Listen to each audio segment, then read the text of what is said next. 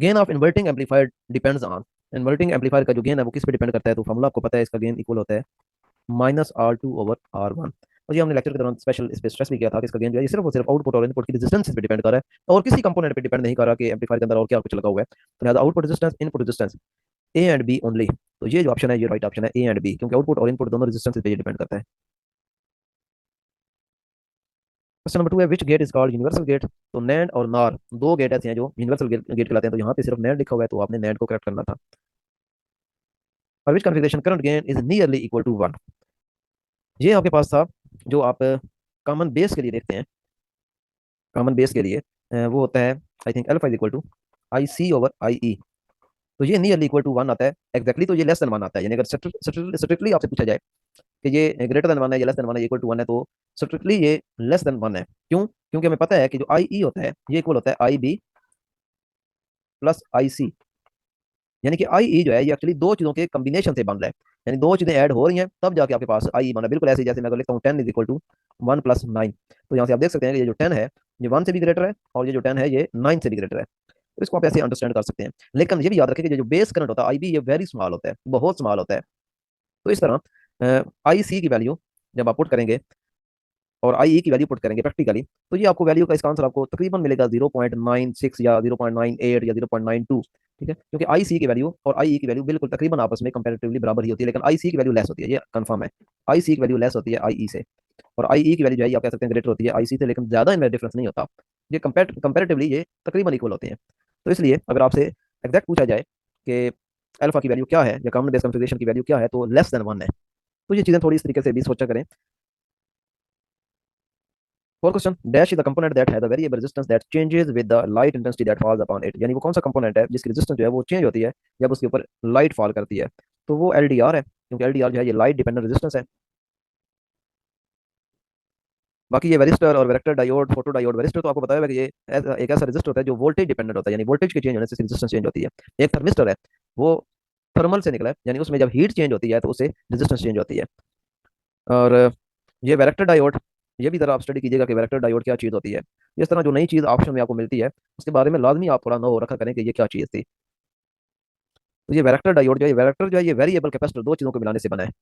Vector variable capacitor.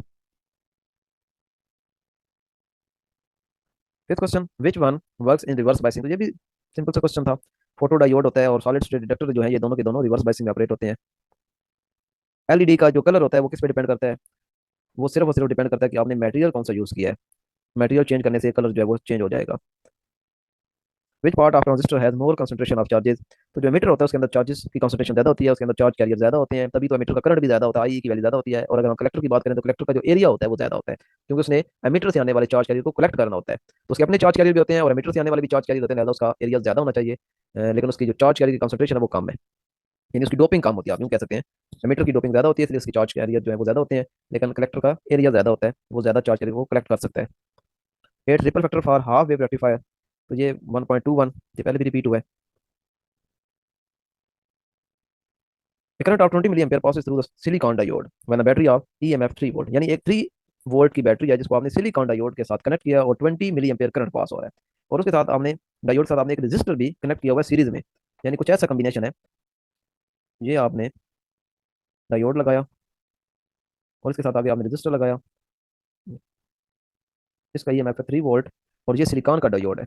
तो हमने देखना यह कि the power dissipated across resistor, इस रेजिस्टर के अक्रॉस कितनी पावर डिसिपेट हुई है। और पावर का फार्मूला जो है वो बड़ा सिंपल है, VI। करंट चूंकि आपको गिवन है 20 मिली एम्पियर, हमें पता है सीरीज में करंट सेम पास करता है, ये सीरीज कॉम्बिनेशन की प्रॉपर्टी है कि सीरीज कॉम्बिनेशन में जितने अप्लायंसेस आपने लगाई होती हैं सब में से करंट सेम पास करता है, लेकिन वोल्टेज सबके डिफरेंट होते हैं। तो 20 मिली एम्पियर यहाँ पे आ जाएगा करंट की जगह, लेकिन वोल्टेज जो है वो 3 वोल्ट नहीं होंगे, कुछ वोल्टेज इधर ड्रॉप होंगे और जो बच जाएंगे वो इस रजिस्टर को मिलेंगे। तो चूंकि सिलिकॉन डायोड है, सिलिकॉन डायोड का हमें पता है कि सिलिकॉन का जो इसका डिप्लीशन रीजन होता है या जो इसके अपने वोल्टेज होते हैं वो होते हैं 0.7 इलेक्ट्रॉन वोल्ट। तो लिहाजा इसका डिप्लीशन रीजन को कवर अप करने के लिए जो इसके वोल्टेज ड्रॉप होंगे वो 0.7 वोल्ट ड्रॉप होंगे। तो पीछे कितने वोल्ट रहेंगे जो रेजिस्टर को मिलेंगे, वो आप 3 में से माइनस कर दें, 3 माइनस 0.7, ये रह जाएंगे 2.3।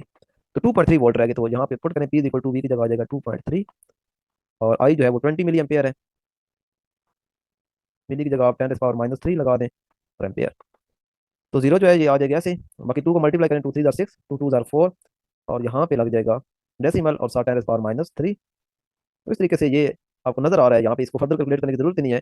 इसी तरीके से आपकी कैलकुलेशन शॉर्ट होती है, लाजमी नहीं है कि आपने पूरा क्वेश्चन हल करके ही छोड़ना है, आप इसको आप यहीं अधूरा ही छोड़ सकते हैं, क्योंकि आपको 46 का डिजिट मिल गया है। अब ज्यादा से ज्यादा जो फर्क पड़ना है, ये जो 10⁻³ है, इसमें ज्यादा से ज्यादा क्या फर्क डालना है, ये डेसिमल को आगे पीछे शिफ्ट करेगी, या तो लेफ्ट साइड पे ले जाएगी या फिर राइट साइड पे ले जाएगी। और ये जो माइनस की पावर ये हमें बता रही है कि डेसिमल आपका किधर जाएगा, टुवर्ड्स लेफ्ट जाएगा। लेकिन हमें डिजिट तो मिल गया 46, और वो हमें साफ यहाँ पे नजर भी आ रहा है, तो लिहाजा फर्स्ट ऑप्शन जो है वो राइट ऑप्शन है। मिनिमम कितने नैंड गेट्स रिक्वायर्ड है एंड गेट बनाने के लिए, तो वो दो रिक्वायर्ड है। दो नैंड गेट होंगे तो अपनी कैटेगरी का एंड गेट बनाएगा, लेकिन अगर नार गेट से एंड गेट बनाना है तो फिर तीन, तीन नार गेट होंगे तो फिर एक एंड बनेगा। इसी तरह नैंड से नार, सॉरी नैंड से आर बनाना हो तो फिर आपको तीन नैंड गेट चाहिए होंगे तो एक आर बनेगा, और अगर नार से आर में जाना है तो दो नार गेट चाहिए होंगे तो एक आर बन जाएगा।